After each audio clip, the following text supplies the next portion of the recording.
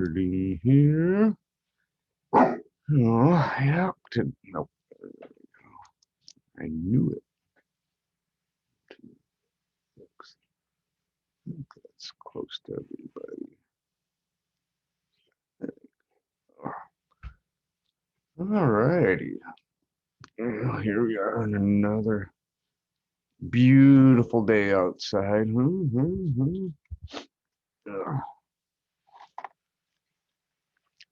Fired up my furnace and the silly igniter is broke. Get one from Home Depot today. Silly. And so, today we're going to take a look at the PowerPoint slides for chapter 17. And we might go slower in this one. We've been introducing new concepts in each chapter, for capacitors, and of course, this one's going to have some new concepts as well. I think there's more than enough new concepts in chapter 17 to keep everybody busy. This goes a little bit further. We get a little bit more math intensive and stuff. And so I want to make sure that we do have a good understanding of what's actually happening here with this. And again, don't let the math intimidate you in any way or, scare you off, because it's really not that bad. I mean, our main thing is being able to recognize the phenomenon that are occurring, what the capacitor is doing, what it's reacting, and how it's reacting, right? So, with that being said, let's go take a look at chapter 17. So, chapter 17, we have capacitive circuits. So, our new concepts that we start looking at, we've already introduced that what occurs with the sine wave, with the lagging phenomenon. But now we're going to introduce a resistor into it as well. So in our network, we won't just have a single or, a cascade of capacitors where it's just purely a capacitive circuit. We'll also have some resistors in there as well. And this is where we get a little mathematical because of the differences between the two different components, okay? And that's what we'll be examining. So we'll be looking at X of C and R, right, resistors in series. And then a new term we're going to be having here is the one impedance, and we'll get into what that is. We'll look at something he calls the impedance Z triangle, so our new symbology. And then, and I think we should be able to get through this all. Excuse me. And I'll also have some practice problems and stuff that I'll hand out tomorrow, just so we have problems to work with. I think working with it, again, with anything, if the more you practice with it, the more of them that you do, the better you're going to get at it, of course. So we'll be looking at basically what they call the RC circuits.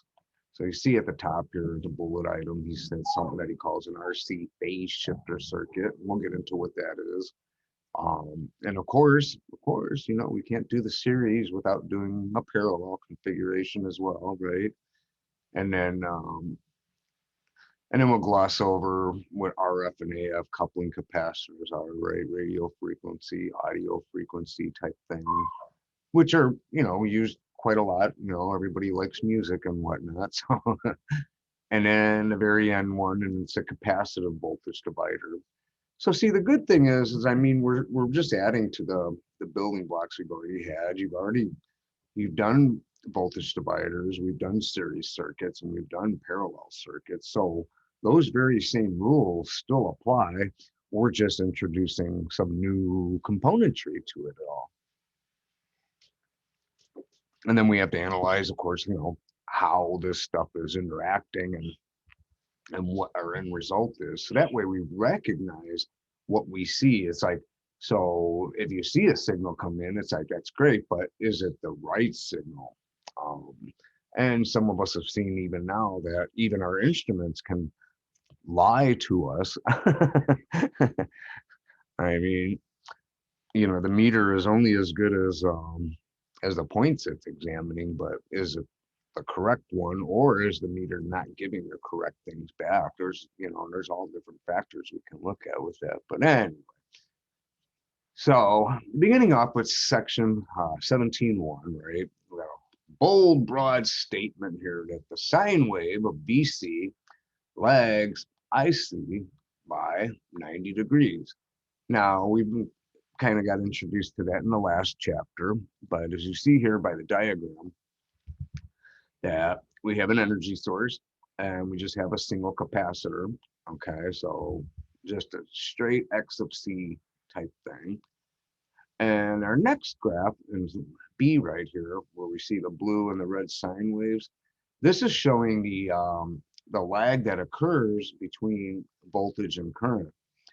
Now, in his thing here, he does point out where the crossover points are. Okay, so now notice that see the voltage signal is coming through as a sine wave. Okay, it's beginning its journey right here at the 0, 0 point and following through. So we look at it in one cycle, and then notice that at the peaks, both the positive and the negative peaks here, right, that at the crossover, that the current is 0.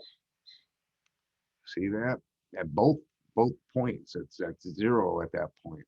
And then where the voltage goes to 0, current is at its peak. See that? Oh, excuse me. And so then we look at what they call a phasor diagram. Okay. So what we're looking at here is basically voltage versus current, and showing that by a 90-degree shift. Okay. So we use the phasor, and then essentially this kind of leads us into that this would be a right triangle, because if we looked at it being this way versus this way with a 90-degree difference between, then we could draw an adjacent angle here, right? And that would form us the triangle. And that's how we get into the trigonometry or the math involved with that, how we would describe this relationship. Because they're both not on the same plane. This magnitude is going out this way. This magnitude is going out this way. So we can't just simply say that this is this and then add them together and that's that. So like if we were to plug this into like Ohm's law equation, right? Because Ohm's law still applies. Ohm's law has not gone away, right? So that rule still applies to this, but how? That's the part that we have to examine, okay? Excuse me. So we have some statements that we make that, like I was pointing out, that the value of I sub C is 0 when the voltage is at its maximum value, right? So you've seen that it is definitely 0 at the peak points there. So at its high and low peaks, the voltage has a static value before it changes direction, right? Continuing because it's alternating. So when B is not changing and C is not charging or discharging, that current is at a 0 point. So that means that the capacitor is at a midpoint here, see? So it would be like charging up through here, excuse me, and then discharging. So at this point here, the capacitor is actually at a state of rest. It's neither charging nor discharging. And that's what he's talking about when he said that before, before it changes direction. I sub C is maximum when V sub C is 0. And we've seen that. We have the points that we compared to, and it's like, oh, look at that. And again, remember, the thing that it's interesting with that is because of the of Joule's law, right, where power is equal to voltage times current. So if that were the case, right, so in this case, if I were to try to apply it like the power rule, well, if current's at 0 at this point and then voltage is at 0 at this point, what would my power be if we go, V times I? It's like, well, but we'll get into what that does, but just something to consider what's going on there. Where are we at here? Okay. So I sub C is maximum when V sub C is 0, because at this point, the voltage is changing most rapidly. And that's because of the capacitor. especially when it's like in between that charge and discharge point, because now we're at like a happy medium. So really nothing is occurring. Okay, but for voltage perspective, it's occurring a lot because now we're actually having a shift, and so it'll swing. So we don't actually see that, but that is what's happening. There's a lot of phenomenon going on at those 0 points. Okay, and we can state, because again, it's extremely hard to see I sub C like on an oscilloscope or something. Uh, But if we were to measure, we would find that it is at that 0. So I sub C and B sub C are 90 degrees out of phase because the max value of one corresponds to the 0 value of the other. So what he's saying is, well, this is at max, this is at 0. So we have a phase shift occurring there. So essentially, we've turned what was a sine wave, because initially, when it comes out of the generator or whatever energy source we're using here, the voltage and the current were both in the same phase. They were headed off, same direction and everything. And of course, and then the frequency hasn't changed, so that's still occurring. But because of the capacitance effect, it's literally blocking, so it causes that phase shift. Anyway, so the 90-degree phase angle results because IC depends on the rate of change of V sub C. And that's where we get into actually applying a derivative. So we see the rapidly change of voltage over time. So that's just an expression that they use to say that, okay, a given time over what would happen with the voltage at these different points. And so the 90-degree phase between V sub C and I sub C is true in any sine wave AC circuit. And this is true. For any X sub C, its current and voltage are 90 degrees out of phase. And that's just basically, that's like one of our rules. So whenever we see a capacitor in a circuit, we automatically have to assume that there's a phase shift that's occurring due to the capacitor and what effect is happening because of that capacitor. I mean, if we see a purely resistive network, well, we're not going to worry about it because we know everything is running together true. And another point, yep, like I said, the thing to remember here is that the frequency does not change. The frequency remains the same. All we're doing is merely shifting which way that sine wave is coming in at, like its beginning point. So the leading phase angle only addresses the voltage across the capacitor. The current is still the same in all parts. Notice that, of a series circuit, right? So our rules for a series circuit still are applying. See here, and then in the parallel circuit, the voltage across the, see how that happens there? So just like in DC analysis, right? So if we look at it, excuse me. So series circuit, current's the same at all points through the series circuit, right? And so now we look at in the parallel circuit, the voltage is the same across each leg of the parallel network, right? But then notice, of course, the big point here that, again, we are 90 degrees out of phase with this. So we do have to take that into account. Okay, so when we get a capacitor and a resistor together in a series circuit, so we have like one resistor and one capacitor, let's say, the current is then limited by both X of C and R because you have both components, and and they are both oppositions to our energy flow here. Okay, they are different, but they are oppositions. That is the thing to remember here. So within this, each series component, it'll have its own series voltage, right? So we have the same current throughout, but the voltage for each individual component, it remains independent. So what our voltage drop may be could be different from component to component, depending on the value of that component, of course.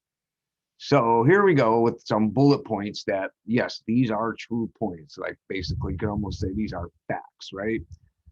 So if we go any circuit combining X of C and R in series, remember this, these points apply to a series circuit, so don't go using them in a parallel network because they may or may not be true. Anyway, so our bullet point number one is that current is labeled I rather than I sub C because if we have a resistor in there now, then that throws it off and it's not just purely a capacitive current, now it's a combinational. So now we just refer to it as I, okay? Our second point, the voltage across X sub C, which would then be labeled V sub C, right? Voltage across the capacitor, can be considered an I X of C voltage drop. See what he did there? Basically just used Ohm's law for like substitution. So just as we use V sub R for an IR voltage drop, right? We would use I X of C. Because the capacitor has no resistive element to it. It has a reactive element to it. Okay. All righty. Just keep that in mind. Well, we'll get there. so in another assumption, right, that we can make, it's that the current I through X of C must lead the voltage through the capacitor by 90 degrees.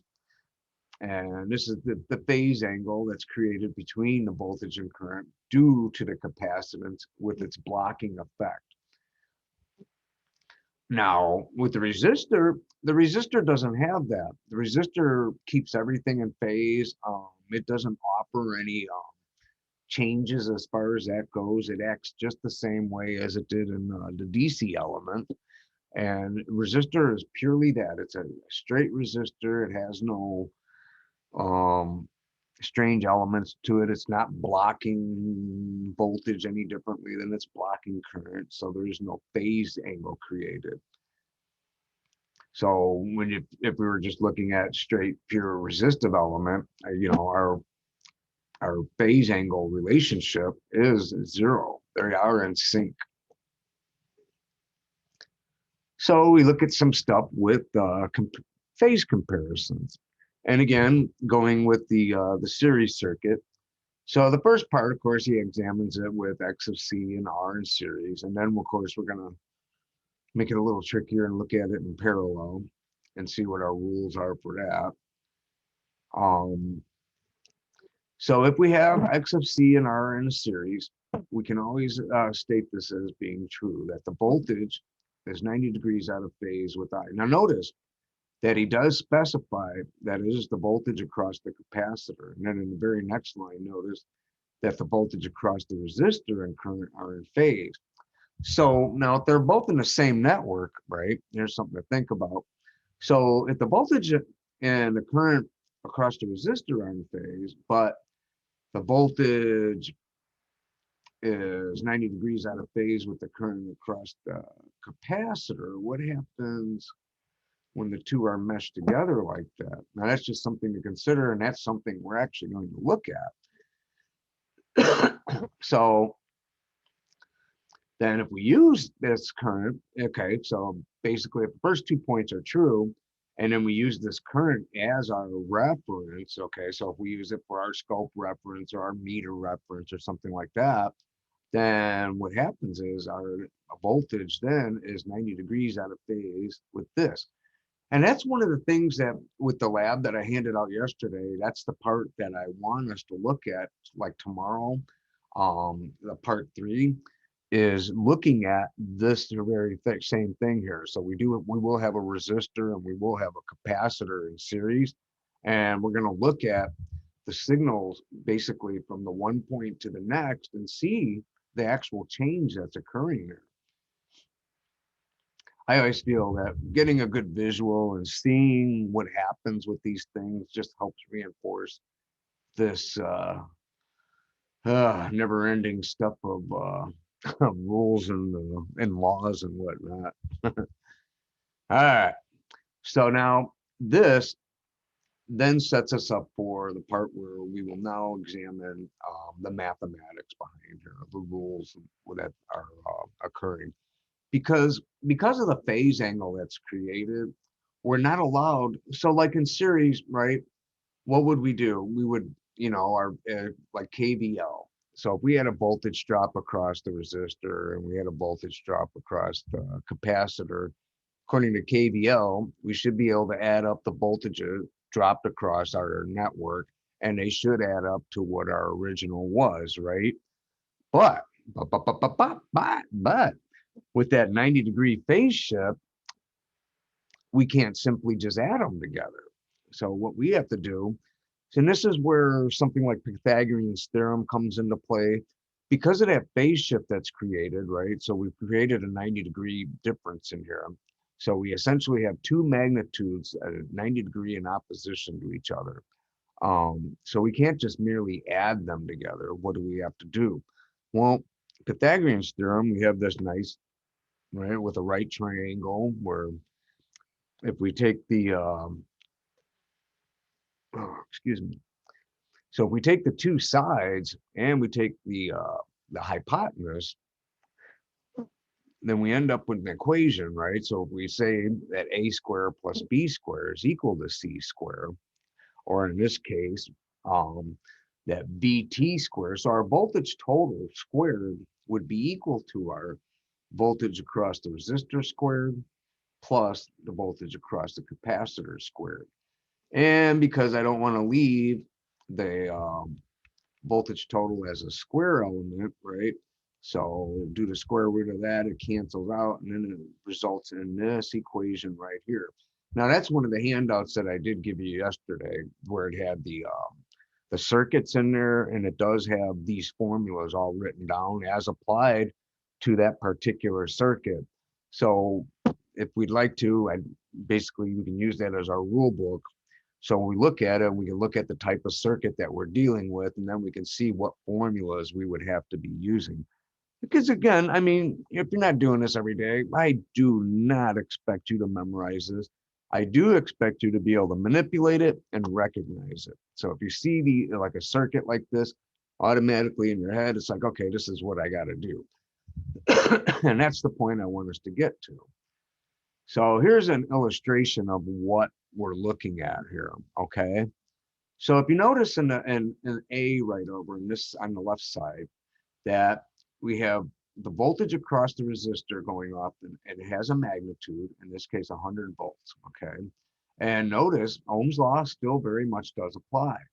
So we make our statement that the voltage across the resistor is equal to the current through the network and the resistor itself, right? That's Ohm's law.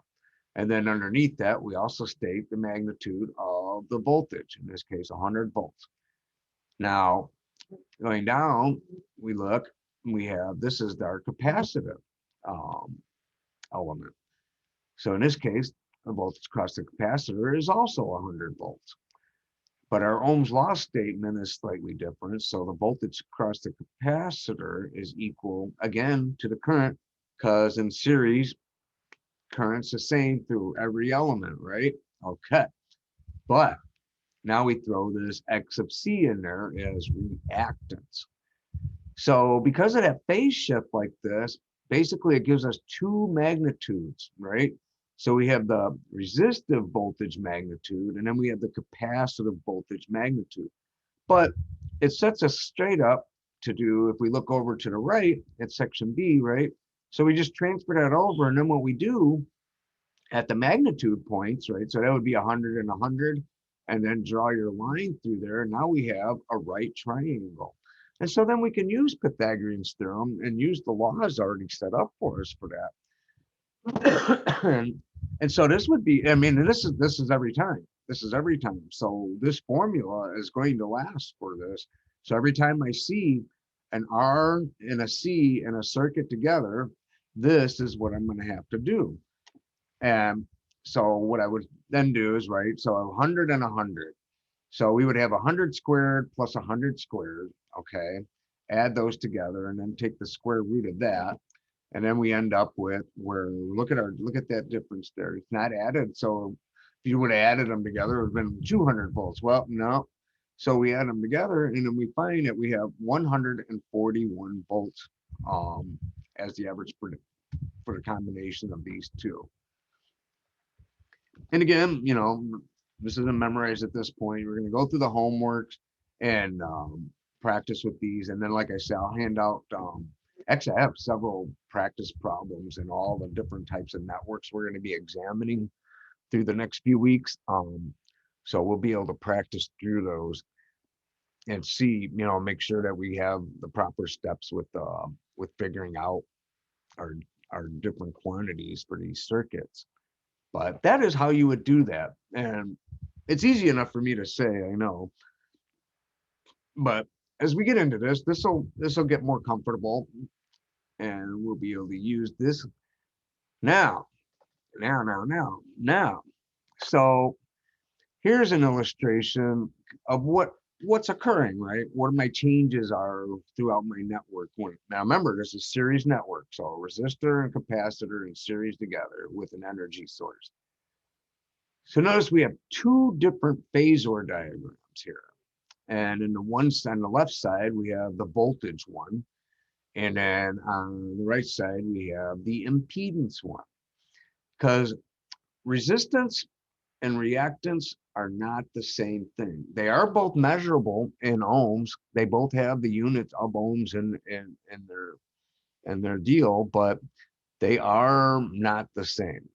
But when we apply them together, okay, all together, we have a resistive and reactive element in my circuit. And what do we call the both of those together? So what they've come up with is what they call it is impedance. So, and this holds true when we introduce inductors later on as well. So if we have resistors, inductors, and capacitors all together in a circuit, it's no longer a resistive circuit. It is then an impedance circuit, because now we have changes in elements. And though they do combine, they don't combine readily. We have to do some figuring and see what happens. And there's a lot of different things that come into effect with that. Frequency plays a part. The actual values of the component play a part, and in this case, you can see even the magnitudes of the voltage plays a part. But if I were to look, so if I have these two, so if I have the resistor and a capacitor in a series circuit, right, I can assume that I'm going to have a voltage drop across both elements, right? So if I have this voltage drop, and then I go and figure, okay, well, Kirchhoff's voltage law still applies, right? So if I add up my voltages around the thing, they should equal my energy source. And so that's what this voltage phasor does for us. So you can see total voltage, right, VT, would be equal to the voltage drop across the capacitor squared plus the voltage drop across the resistor squared, and then taking the square root of that. And then if we looked at it from a purely, the impedance factor, then we say, so by the way, this is our new symbol, right? I don't know if he really introduced it, but anyway, so Z. So when we're dealing with AC analysis, the way we signify that we have impedance throughout the circuit would be through Z. So now our Ohm's law, instead of being like, E is equal to I times R, it would really be E is equal to I times Z for AC style. Still working the same way. I mean, the law itself hasn't changed. What has changed is just my phase angle relationship. Excuse me. So in this case, again, a phasor, right? So remember this. So notice that, I mean, they're similar. So with the capacitive element, it's always putting that 90 degrees shift in there. So we can rely on that it's going to be exactly a 90-degree kick when we have the capacitor thrown in there. So that's a given. So when we have that, we can automatically assume that any magnitude associated with that capacitor is going to be shifted by the 90 degrees. And why am I not looking at current on this? Now remember, previously, current's the same. Current's the same in each element in this circuit. So it's going to change for me, right? Is going to be my voltage. So I do have to figure out independent voltage drops. And this is how I would do so to get overall voltage. And then I would have to figure out overall impedance for the circuit. And if you remember before in DC, we would do the same thing. In this case, though, it would RT, right, for total resistance of the network. Well, in this case, it's ZT for total impedance of the circuit. So very similar. Again, that 90-degree shift. So we'll take our time. We'll work through these and get used to what occurs. So here's a nice little illustration. And if you notice on our beginning diagram, okay, we have our energy source, we have a resistor, and we have a capacitor. So now if we examine, see, now we're looking at the voltage drop across each of the elements, okay? So the first part is the drop across the resistor, and notice, and this is voltage and current that we're looking at. So the blue line with the higher magnitude would be the voltage drop, and then the red line with the lower magnitude would be the current. And they're both in phase, and they're both occurring at the same frequency. And then, of course, we go and look at the capacitor, and we see, oh, okay, there's a shift, and we expect that. And how much? 90 degrees. So the blue line would be the voltage drop across that guy, and then the current is the red line. And you notice this shift. So we can automatically assume that this is going to occur. Now, the fun part comes when we have to look at a combinational between the two to be able to combine this as like, from a circuit viewpoint, to combine the two to do an overall analysis of the circuit. Yeah, notice, no, down in the bottom, since current's constant in the series, the current waveforms and current phasors are shown in the reference positions. And that's true. We would then use that as the reference, more or less. All right. So now we go in and section 3 and actually talk about the impedance or the Z triangle. And it's a way to look at it. Basically, these are, and this chapter does, it has, each chapter we've looked at so far had new concepts to it. But this one kind of brings the concepts of the previous chapters together and introduces some other ones as well. So this one is important, by the way. Muy importante, as we like to say. So when we look at these, again, remember, always the 90 degree, and it's always in this way. It would be considered a negative. Notice, see, it's harder to see, I know, with this light blue. I don't care for that as much, but it is a negative 90 degree shift that we're having occur here. So your diagram, if we were to draw this out like in a graph, right, where we had the 4-way cross points, this would be going down, and then the resistor would be along the x-axis, right? And then X of C would be going in a negative direction on the y-axis. Okay, and that would be in the 4th quadrant of our number line. I'll go into that. We'll examine it tomorrow. I want to basically pull out a graph and go over like a couple of problems with you guys and stuff, and show you like what our steps would be for like an overall circuit analysis. Because we still want to be able to do that. You still want to be able to analyze a circuit, come up with your answers, and do the calculated, and then go and measure and have your measures come within a ballpark figure, hopefully, of what you calculated. But so we look at it, and again, he's nice to us here. Of course, he isn't as nice in the homework problems, but using nice round 100 ohm figures for us, right? So our X of C in this case is 100 ohms, and our R in this case is 100 ohms. Now notice that for resistance, we use the ohm as our symbol, and now for impedance, all impedance factors will have ohm as their unit. So in this case, even though it is a 90 degree shift, it's still considered, excuse me, I don't want to say resistive because it's not, but it is an opposition. So therefore, an opposition to not both voltage and current. See, and that's the thing. Typically, your resistor is in opposition to both, right? But in this case, the capacitor is not in opposition to both at the same time. Anyway, so again, there's our formula. So we're definitely going to be using this one a bit throughout our circuit analysis here. And just basically, like I say, follow the rules with the Pythagorean theorem. If we have it drawn just straight out as points, it's always a good idea, just draw your triangle out, put down your information that you have, and draw it out, and then start figuring out your unknown values from that point. And that way you have everything, and it's harder to miss points and things like that. I I don't know if I get too many things going on and things like that, I like to have like a picture drawn down on the paper just as my reference point, and then start filling in the blanks around it. Less for my head to go through that way. But so with the Z factor or impedance, it takes into account the 90-degree phase relationship between the two. Okay. So we automatically state that, yep, Z sub t is going to be equal to the square root of R squared plus X of C squared. Now, the tricky part is figuring out what the actual phase angle would be. Because you got to figure, okay, so the resistor is going along, right, nice, straight, and even, is a 0-degree shift. So he's at 0. But then that capacitor comes in and he's at 90, okay? But depending on a few things, magnitudes and whatnot. So when I combine the two, like at this top statement, and I want to come up with overall impedance, what the heck is what is my angle then? It ain't going to be 90, and it ain't going to be 0. So how do we combine the two into something that makes any sense?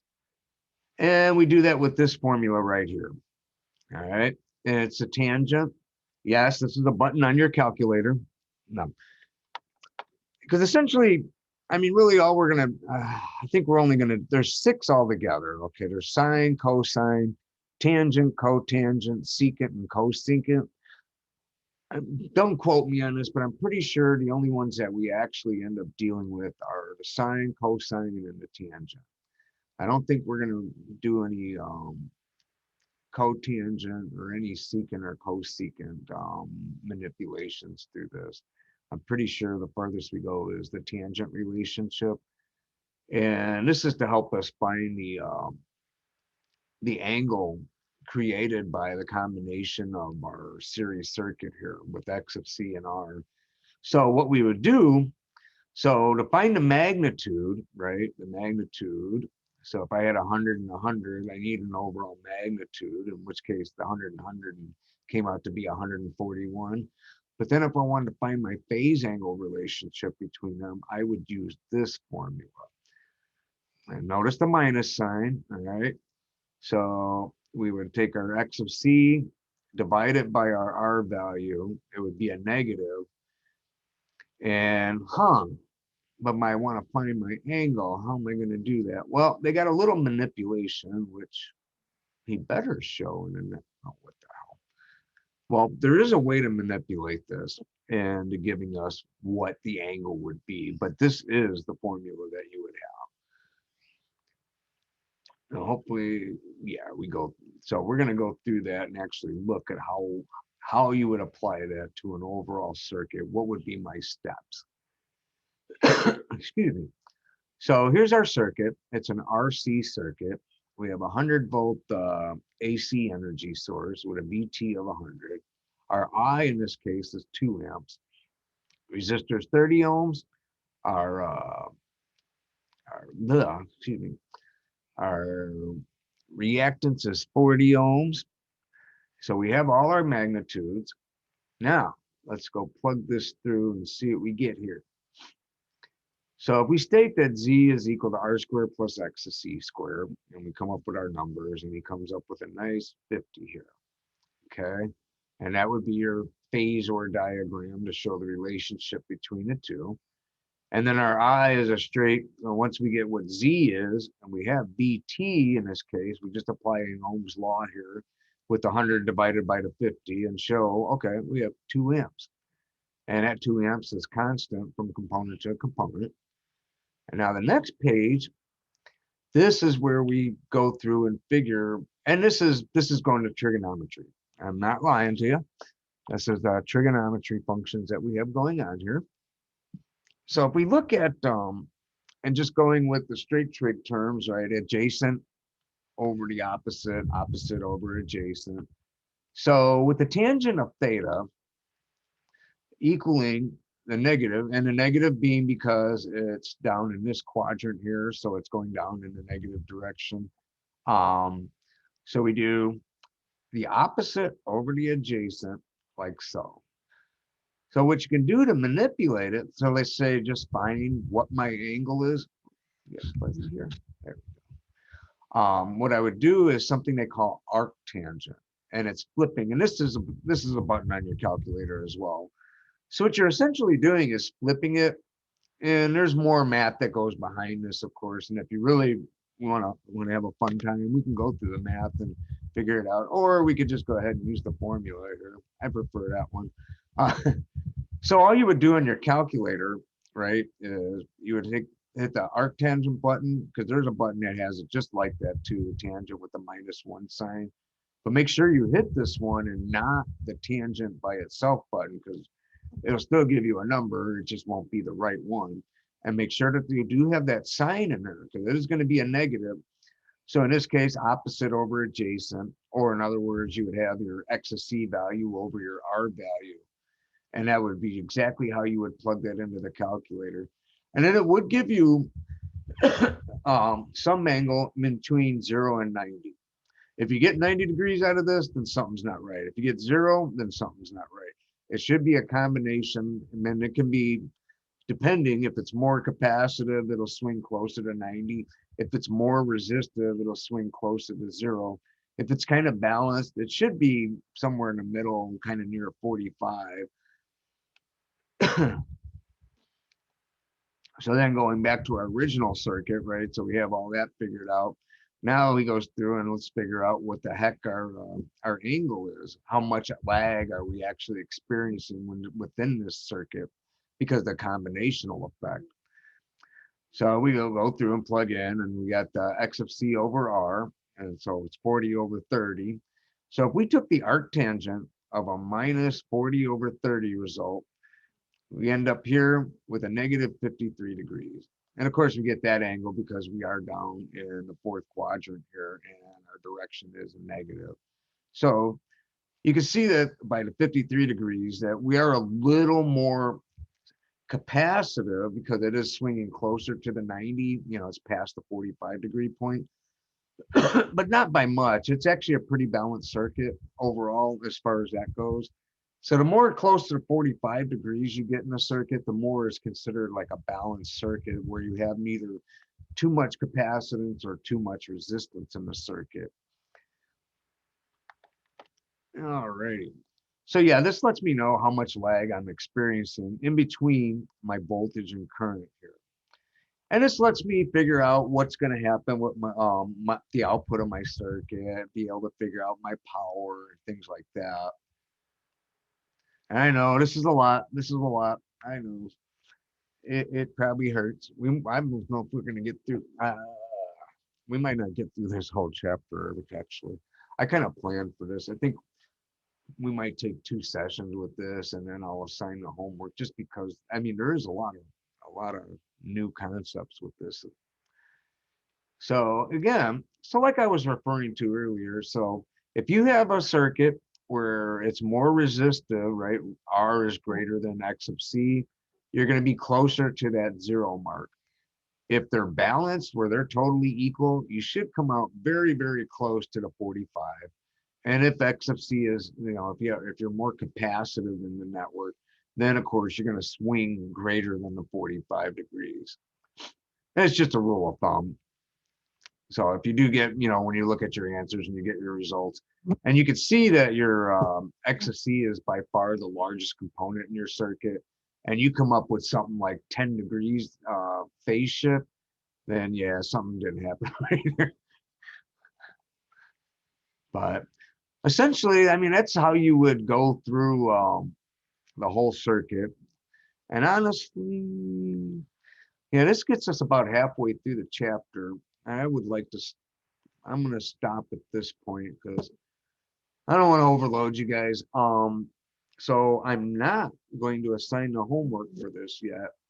So I think what we're going to do is I will hand out some practice problems tomorrow that I would like you to work on over the weekend and stuff. And we'll make it sort of like a sub homework. And and you know, I'm not going to grade real harshly on it. Of course you're going to make mistakes. I expect it. That's how we learn from this stuff, right? Um but I want us to get through this concept and I wanted to hit home. So I'm going to stop here because there is more to this, but I don't want to get in overload mode or it's like, oh my God, I hate this so much. No.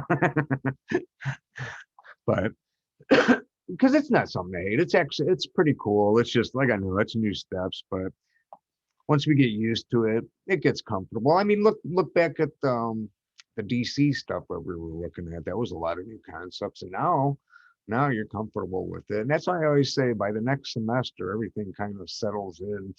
But yeah, so what we'll do, we'll stop with this now. We'll do lab tomorrow. We'll finish that part 3. Okay.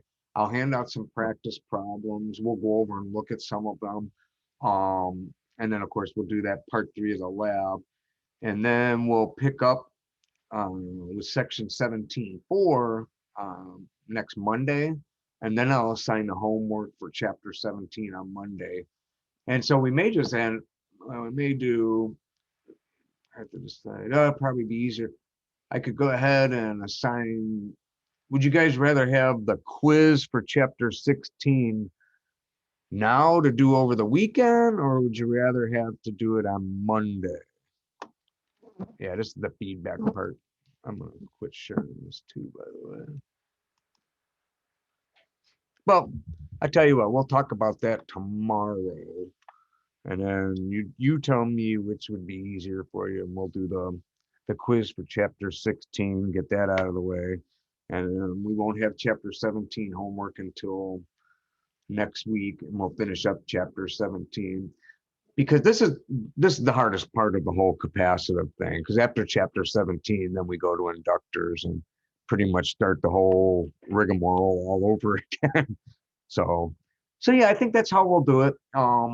Like I said, we'll do part 3 lab tomorrow.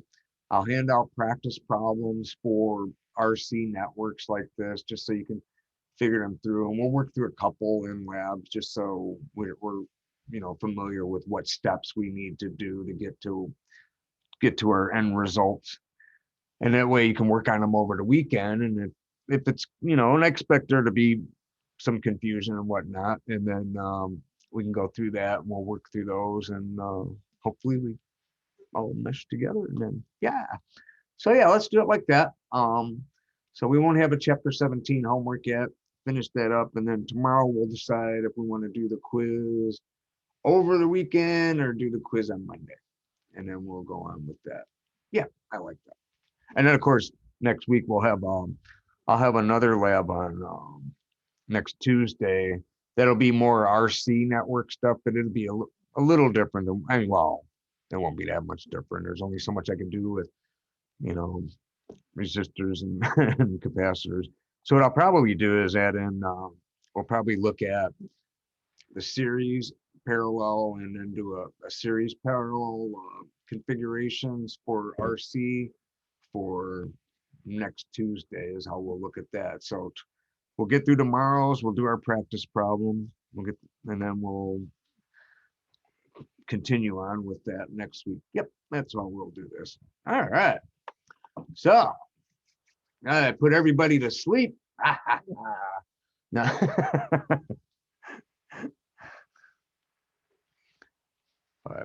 So hopefully everybody survived that. And if you have any questions on any of that, I know it's all new, so you might need to rattle it around in your noggin for a little while there. For sure. Right.